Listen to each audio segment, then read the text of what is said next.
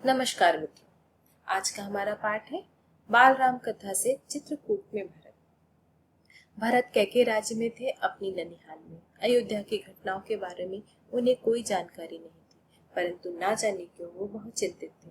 उन्होंने एक सपना देखा था। उस सपने को देखकर वो बहुत डर गए थे। अपने साथियों से अभी वो उस सपने के बारे में बात ही कर रहे थे। मैं नहीं जानता इसका क्या अर्थ है।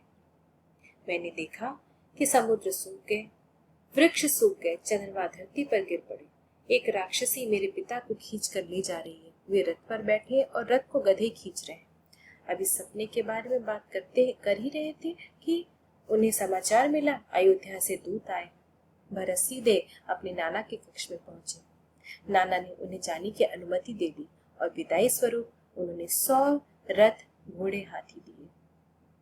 अयोध्या के दुर्गढ़ सवार छोटे रास्ते से आए थे ताकि भरत तक जल्द से जल्द पहुंच सके, पर इन सामान के साथ भरत को लंबा रास्ता पकड़ना पड़ा और वे 8 दिन बाद अयोध्या पहुंचे, थके हुए, चिंतित।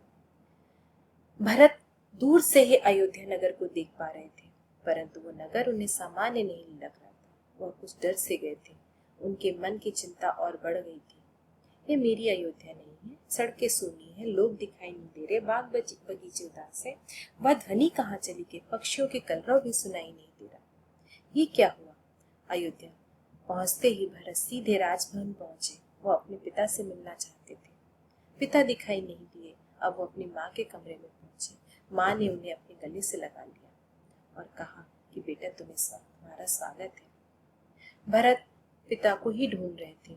माँ ये समझ गई और उन्होंने कहा, बेटा, तुम्हारे पिता वहां चले गए जहां से कोई लौट कर नहीं आता। उनका निधन हो गया। ये सुनते ही भरत शोक में डूब गए, पछाड़ खाकर गिर पड़े, रोने लगे। माँ ने उन्हें ढाढ़स बंधाया, कहा, यशस्वी कुमार, शोक नहीं करते। तुम्हारा इस प्रकार दुखी होना उचित नहीं है, राजगुणों के विरुद्ध है। अपने आप को संभालो। भरत ने कहा, ये क्या हो गया? मुझे लगा पिता राज्याभिषेक की तैयारी कर रहे होंगे, परंतु यहाँ तो सब कुछ उल्टा हो गया। तब उन्होंने माँ से पूछा, क्या उन्होंने मेरे लिए कोई संदेश दिया है? भरत ने कहा, नहीं। कैकेयी ने बताया कि पिता ने अंतिम समय में सिर्फ 3 शब्द निकाले, हे राम, हे सीता, हे लक्ष्मण। उन्होंने तुम्हारे लिए कुछ नहीं। भरत बहुत व्याकुल थे। उनकी व्याकुलता बढ़ती जा रही थी। वह तुरंत राम के पास जाना चाहते थे। उनकी इस मना स्थिति को कैकेयी ने पढ़ लिया और उन्होंने कहा, महाराज ने उन्हें वनवास दे दिया 14 वर्ष के लिए। साथ में सीता और लक्ष्मण भी गए हैं। परंतु वनवास क्यों माता? क्या भ्राताश्री से कोई अपराध हुआ था? माँ ने यहाँ पर झूठ नहीं कहा। उन्होंने कहा, यह मैंने उनसे प्रार्थना की थी। मुझे तुम्हारे हित के लिए यही उचित लगा। मैं तुम्हारा अहित नहीं देख सकती थी। और पूरी घटना उन्होंने बता दी और कहा, बेटा उठो, राजगद्दी संभालो। अयोध्या का निष्कंटक राज्य अब तुम्हारा है। भरत अपना गुस्सा रोक नहीं पाए। वह चीख पड़े, यह तुमने क्या किया माते? ऐसा अनर्थ, घोर अपराध। तुम अपराधनी हो। वन तुम्हें जाना चाहिए था, राम को नहीं। मेरे लिए यह राज अर्थहीन है। पिता को खोकर, भाई से बिछड़कर मुझे ऐसा राज्य नहीं चाहिए। इस बीच मंत्रीगण और सभासद भी वहां पर आ गए। भरत बोलते रहे, माँ, तुमने अपराध किया है। तुम अपराधनी हो। तुम हत्यारन हो। तुम्हारे अंदर इतना साहस कहाँ से आया? तुम्हारी बुद्धि किसने भ्रष्ट कर दी? यह तुम्हारा अपराध जो है अक्षम्य है। मैं राजपद कभी ग्रहण नहीं करूंगा। तुमने सोचा भी कैसे?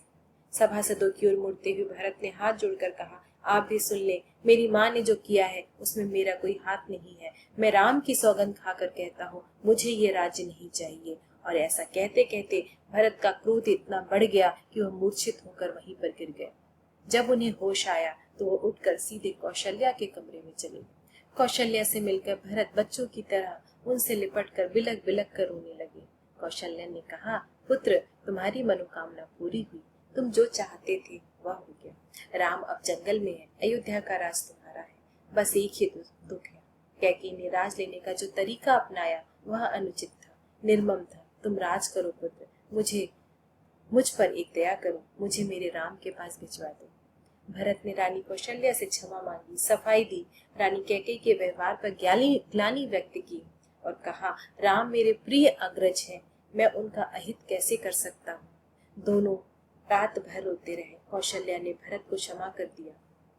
सुबह तक शत्रुघ्न को पता चल गया कि कैकेयी के कान किसने भरे थे।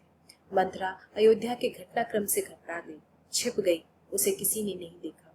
भरत और शत्रुघ्न राम को वापस लाने की मंत्रणा कर रहे थे। तभी शत्रुघ्न की दृष्टि मंथरा पर पड़ी और उसके बाल पकड़कर भरत के सामने ले आए। भरत को वो मार डालना चाहते थे, पर भरत बीच में आ गए। मंथरा को उन्होंने बचा लिया। मुनि वशिष्ठ अयोध्या का राज सिंहासन रिक्त नहीं देखना चाहते थे। खाली राज सिंहासन में हजारों खतरे। उन्होंने सभा बुलाई, भरत और शत्रुघ्न को भी आमंत्रित किया। भरत को राज गद्दी ग्रहण करने के लिए कहा। भरत ने उनका यह प्रस्ताव अस्वीकार कर दिया। उन्होंने कहा, यह राज्य राम का है, मैं राम के पास जाऊंगा, उन्हें लेकर आऊंगा। यह बात सभी को अच्छी लगी। सभी चाहते थे कि राम वापस लौट आए। राम के पास जाने के लिए सभी तैयार हो गए। अयोध्या की चतुरंगिनी सेना, भरत, शत्रुघ्न, वशिष्ठ मुनि, मंत्री परिषद और माताएं, यहाँ तक कि आम लोग, सभी राम को लाने के लिए निकल पड़े। तब तक राम गंगा पार कर चित्रकूट पहुंच गए थे। वहां एक आश्रम था, महर्षि भरद्वाज का, गंगा यमुना के संगम पर। राम आश्रम में नहीं रहना चाहते थे, जिससे महर्षि को असुविधा न हो। महर्षि ने ही उन्हें सलाह दी कि पहाड़ी पर एक सुंदर सुरम्य स्थान है, पर्णकुटी वहां बनाइए और आप वहां पे समय बिताइए।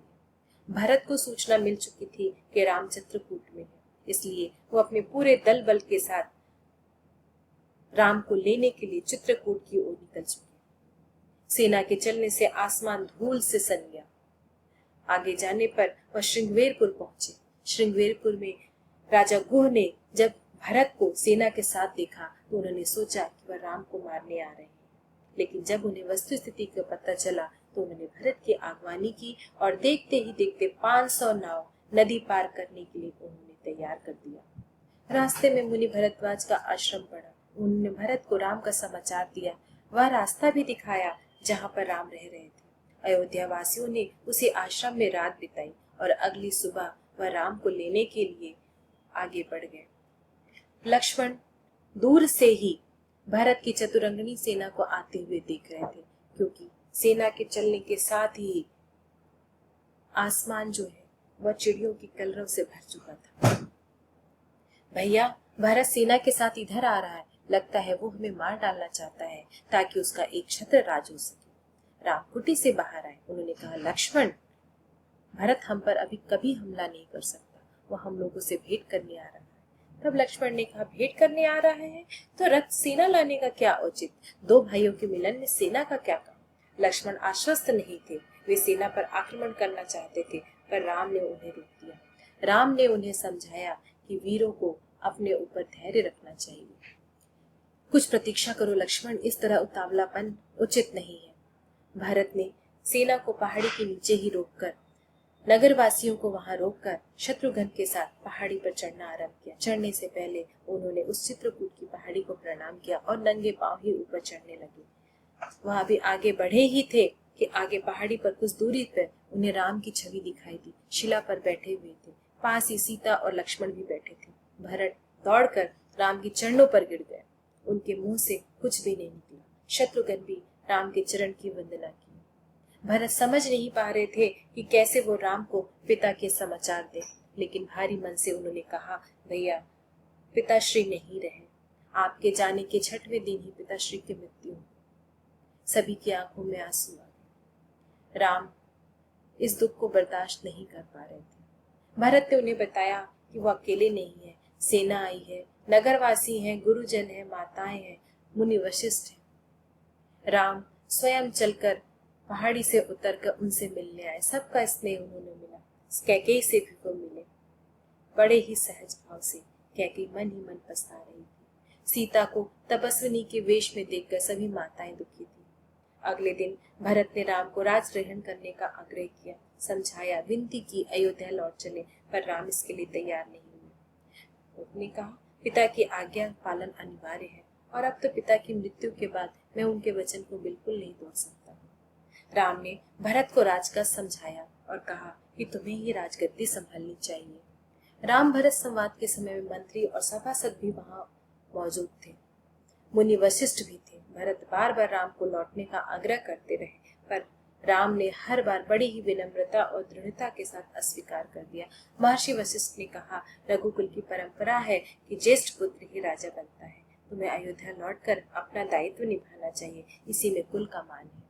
तब राम ने बड़े ही संयत स्वर में कहा, चाहे चंद्रमा अपनी चमक छोड़ दे, सूर्य पानी की तरह ठंडा हो जाए, हिमालय शीतल न रहे, समुद्र की मर्यादा भंग हो जाए, परंतु मैं अपने पिता की आज्ञा से अलग नहीं हो सकता। मैं उन्हीं की आज्ञा से बनाया हूँ, उन्हीं की आज्ञा से भरत को राजगद्दी संभालनी चाहिए।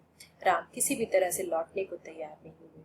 भरत के चेहरे पर निराशा के भाव स्पष्ट दिखाई दे रहे थे। वे विफल हो गए थे राम को मनाने में। आप नहीं लौटेंगे तो मैं खाली हाथ नहीं जाऊंगा। आप मुझे अपनी खड़ाऊ दे दे, मैं 14 वर्ष तक उसी के आज्ञा से राजकाज चलाऊंगा। भरत का यह आग्रह राम स्वीकार कर लिया। 14 वर्ष तक अयोध्या पर इन चरण पादुकाओं का शासन रहेगा। सबको प्रणाम कर राम ने उन्हें चित्रकूट से विदा किया। राम की चरण पादुकाओं को एक सुसज्जित हाथी पर रखा गया। प्रतिहारी उस पर चंवर ढुलाते रहे। अयोध्या पहुंचकर भरत ने चरण पादुका का पूजन किया। कहा, ये चरण पादुकाएं राम की धरोहर है, मैं इनकी रक्षा करूंगा, इनकी गरिमा को आंच नहीं आने दूंगा। और भरत भी अयोध्या में नहीं रुके। तपस्वी के वेश में वह नंदीग्राम चले गए। जाते समय उन्होंने कहा, मेरी अब केवल एक इच्छा है, इन पादुकाओं को उन चरणों में देखूं जहां ही उन्हें होना चाहिए। धन्यवाद बच्चों।